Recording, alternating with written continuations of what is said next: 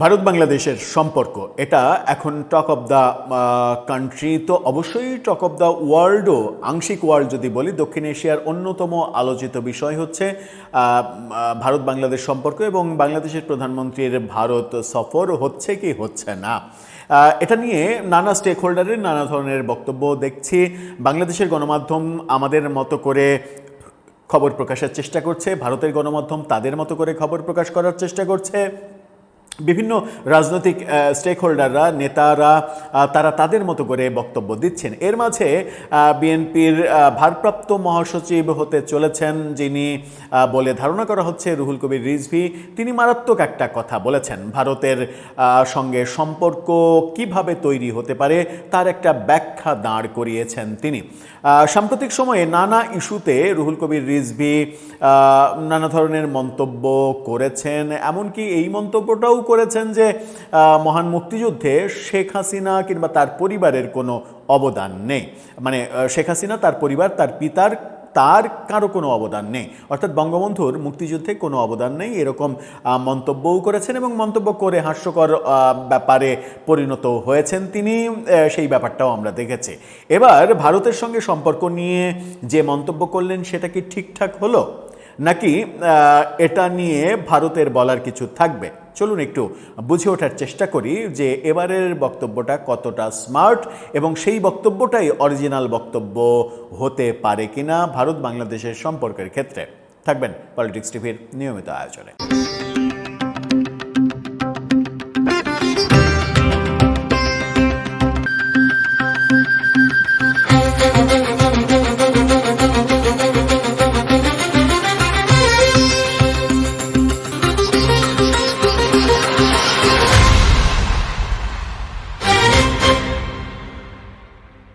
দর্শক, বলছিলাম ভারত বাংলাদেশ সম্পর্ক, আমাদের প্রধানমন্ত্রীর ভারত সফর, এই বিষয়ে বিএনপির ডাকসাইটে নেতা রুহুল কবির রিজভীর মন্তব্য। আমরা দুটো গণমাধ্যমের দুটো শিরোনাম আপনাদেরকে আগে দেখাবো। প্রথমে আপনারা দেখে নিন ইনকিলাবের শিরোনাম। ইনকিলাব কিভাবে সংবাদটাকে উপস্থাপন করছে। তারা বলছে, রিজভীর সাফ জবাব, কোনো গোপন শর্তে নয় ভারতের সঙ্গে সম্পর্ক হবে সমমর্যাদার ভিত্তিতে। কোনো গোপন মানে শর্তে নয়, মানে শর্ত গোপন থাকবে না। মানে আমার মনে হয় যে সেটা খুব ভালো, যে গোপন শর্তে তো হওয়া উচিত না, শর্তগুলো উন্মুক্ত করা উচিত। সেই ক্ষেত্রে বাংলাদেশকেও শর্তগুলো উন্মুক্ত করতে হবে, ভারতকেও শর্তগুলো উন্মুক্ত করতে হবে যদি শর্ত থাকে। আবার আরেকটি গণমাধ্যম তাকে নিয়ে কি শিরোনাম করছে দেখুন। এই খবরটি দেখলে আরেকটু আশ্চর্য হবেন আপনি। তারা বলছে, ভারত স্বার্থ ছাড়া বন্ধুত্বপূর্ণ আমন্ত্রণ জানালে সাধুবাদ রিজভী। আবার বলছি, ভারত স্বার্থ ছাড়া বন্ধুত্বপূর্ণ আমন্ত্রণ জানালে স্বাগত।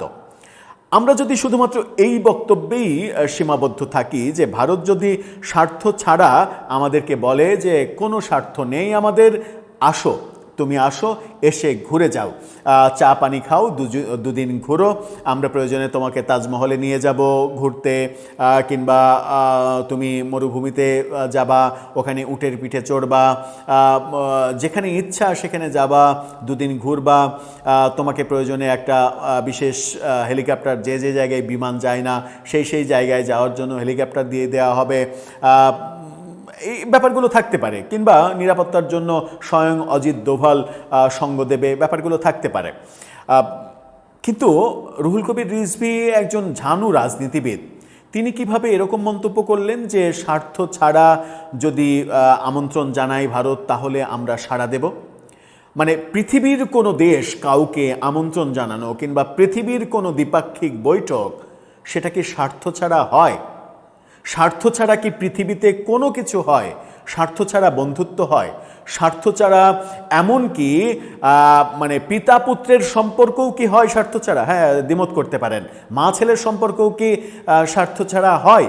সেখানেও দ্বিমত করতে পারেন। দ্বিমতের প্রশ্নে একটু বলেই রাখি, সেটা হচ্ছে যে পিতা পুত্রের সম্পর্কের মাঝে আমরা সবাই মনে করি যে কোনো স্বার্থ নেই, কিন্তু সেখানেও একটা স্বার্থ রয়েছে। সেই স্বার্থ হচ্ছে ভালোবাসা, শ্রদ্ধা, স্নেহ, এই স্বার্থ। পিতা সন্তানকে স্নেহ করবে, সন্তান পিতাকে শ্রদ্ধা করবে, এই স্বার্থের আদান প্রদানটাও এক ধরনের স্বার্থ। মা বলে না যে সন্তান না কাঁদলে মাও দুধ দেয় না, মা ছেলের মধ্যেও কি স্বার্থের ব্যাপার নেই? অবশ্যই আছে। যদি সর্বনিম্ন স্বার্থের ব্যাপার থাকে, সেটাও এই শ্রদ্ধা, ভালোবাসা, স্নেহ, শ্রদ্ধা, এই আদান প্রদানের স্বার্থটা আছে। এমনকি সৃষ্টিকর্তার সঙ্গে তার সৃষ্ট যে সমাজ, প্রাণীকুল, সেই প্রাণীকুলের সঙ্গে সৃষ্টিকর্তারও একটা স্বার্থের সম্পর্ক রয়েছে। স্বার্থের সম্পর্ক কি? যে সৃষ্টিকর্তাও তার সৃষ্টি করা প্রাণীকুলকে সুখে রাখেন তখনই যখন তার সৃষ্টিকর্তার গুণগান গায়। অর্থাৎ সৃষ্টিকর্তার চাওয়া হচ্ছে তোমরা আমার গুণগান গাও, তার বিনিময়ে আমি তোমাকে স্বাচ্ছন্দ্যে সুখে রাখব। সুতরাং আপনি স্বার্থ ছাড়া কোন জিনিসটা পাবেন? যদি সৃষ্টিকর্তা এবং মানুষের মধ্যে এই সম্পর্কটাও স্বার্থের সম্পর্ক হয়। চলুন একটু ভেতরে যাই, তিনি কি বলছেন একটু বোঝার চেষ্টা করি। ভারতের সঙ্গে বাংলাদেশের যে কোনো কূটনৈতিক সম্পর্ক অবশ্যই সমমর্যাদা, পারস্পরিক শ্রদ্ধা এবং সার্বভৌমত্বের ভিত্তিতে পরিচালিত হবে বলে স্পষ্ট জানিয়েছেন। খুবই ভালো কথা। সমমর্যাদার জায়গায় কোনো ধরনের কোনো ছাড় দেওয়া যাবে না। কোনো ধরনের গোপন শর্ত কিংবা স্বার্থযুক্ত বন্ধুত্বে বাংলাদেশ সরকার সায় দেবে না বলেও হুঁশিয়ারি করেছেন। এবার আসেন লাইনে। তিনি বলছেন যে কোনো ধরনের স্বার্থ আছে এরকম কোনো সম্পর্কে যাবে না। এখন প্রশ্ন হচ্ছে, রিজভী ভাইকে বিনীতভাবে প্রশ্ন, সেটা হচ্ছে যে আপনি যদি ভারতকে বলেন যে স্বার্থ ছাড়া তুমি বন্ধুত্বের আহ্বান করো, তাহলে আমি সাড়া দেব। তাহলে বাংলাদেশ স্বার্থের যে শর্তগুলো দিল, সেই শর্তগুলো বাংলাদেশ সরকার কেন দিল? বাংলাদেশকেও তো তাহলে স্বার্থহীনভাবে যেতে হবে। ভারতের সঙ্গে আমার কোনো স্বার্থ নেই। আমি ডিজেল চাইবো না, আমি শেখ হাসিনাকে চাইবো না, আমি ওসমান হাদির আসামিদের চাইবো না, আমি পালিয়ে থাকা আওয়ামী লীগের নেতাদের ফেরত চাইবো না, আমি কোনো কিছুই চাইবো না। আমি বিদ্যুৎ চাইবো না, আমি কাঁচামরিচ 37 টাকা কেজি চাইবো না, কোনো কিছুই চাইবো না। আমার কোনো স্বার্থ নেই, আমি শুধু বন্ধুত্ব বজায় রাখবো। এই বন্ধুর কাজ কি? আমাদের প্রধানমন্ত্রী যে যখন থাকবেন তিনি ভারতে যাবেন, ভারতের কেরালা রাজ্যে হয়তো যাবেন, কেরালার একটা বিখ্যাত হয়তো চা আছে, সেই চা দুজন একসঙ্গে খাবেন, খোশ গল্প করবেন, আবার চলে আসবেন। নরেন্দ্র মোদী আসবেন, এসে পুরান ঢাকায় যাবেন, পুরান ঢাকায় বিখ্যাত যে পানের খিলি আছে, সেই পানের খিলি মুখের মধ্যে নেবেন, চাবাবেন, মুখটা লাল করবেন, তারপরে পুরান ঢাকায় বাখরখানি দুই হাতে নিয়ে বাখরখানি চাবাতে চাবাতে আবার বিমানে উঠে চলে যাবেন। কোনো স্বার্থ দরকার নাই। আমার মনে হয় যে রাজনীতিবিদরা বাংলাদেশে যে লেভেলের রাজনীতি করা শুরু করেছেন, তাদের বোধহয় স্পিচ ডেভেলপমেন্টের জন্য একটা নির্দিষ্ট একটা সেশন কিংবা একটা পিরিয়ড কিংবা একটা ক্লাস, একটা রুটিন থাকা উচিত, যাদের স্পিচ ডেভেলপের কাজটা করবে একটা বিশেষজ্ঞ টিম, এবং যারা বুঝিয়ে দেবে যে রাজনীতিবিদদের কথা বলার সময় অবশ্যই দাঁড়ি, কমা, সেমিকলন এগুলো ভাবতে হয়, এবং অবশ্যই যে কথা আমি বলছি সেই কথার মিনিংটা ভাবতে হয়। ওই মিনিংয়ের বিপরীতে আমার দিকে কি ছুটে আসবে সেটার ব্যাপারে প্রস্তুত থাকতে হয়।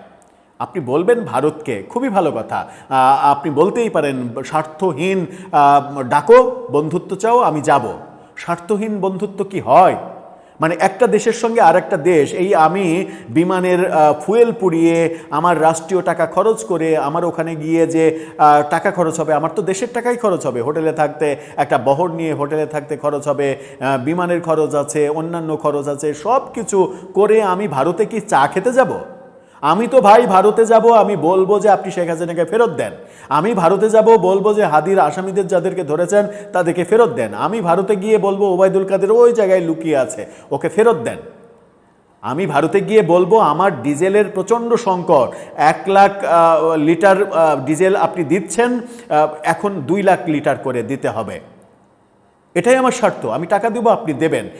আমি ভারতে গিয়ে বলবো যে আমার যখন কাঁচামরিচের দাম 400 টাকা হয়, তখন আপনার যখন 37 টাকা হয়, তখন আপনি কাঁচামরিচ দিয়ে আমাকে হেল্প করেন।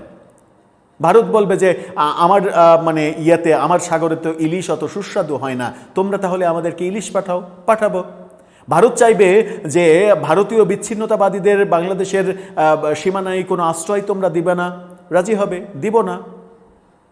তো এটাই তো বিনিময়, এটাই তো স্বার্থের বিনিময়। আপনি ভারতের কাছ থেকে আমরা স্বার্থ চাইবো, ভারত আমাদের কাছ থেকে স্বার্থ চাইবে, এটাই তো বিনিময়ের বন্ধুত্ব, এবং এই বিনিময়ের বন্ধুত্বই হচ্ছে পররাষ্ট্রনীতি। সেখানে স্বার্থহীন সম্পর্ক কাকে বলে আসলে? মানে ভারতকে আমি বলছি স্বার্থহীন রাজনীতির মানে বন্ধুত্বের কথা, ভারত আমাকে স্বার্থহীনভাবে ডাকলো, তাহলে আমি কেন আমার স্বার্থ চাপিয়ে দিলাম তার উপরে? যেটা আজকেই নর্থ ইস্ট নিউজ প্রকাশ করে দিয়েছে যে বাংলাদেশ অন্তত 3টা বড় শর্ত দিয়েছে, যার মধ্যে শেখ হাসিনাকে ফেরত দাও, ওসমান হাদির আসামিদের ফেরত দাও, 111 জনের তালিকা দেওয়া হয়েছে যেখানে ওবায়দুল কাদেররা সহ 70 জন আওয়ামী লীগের শীর্ষ নেতা রয়েছেন, তাদেরকে ফেরত দাও। এই 3টা বড় দাবি। তাহলে এটা কি স্বার্থ না? এটা আমার বাংলাদেশের স্বার্থ না? এটা সরকারের স্বার্থ না? দর্শক, আপনার কাছে ছুড়ে দিলাম সেই প্রশ্ন, উত্তর জানিয়ে লিখতে পারেন আমাদের কমেন্ট বক্সে।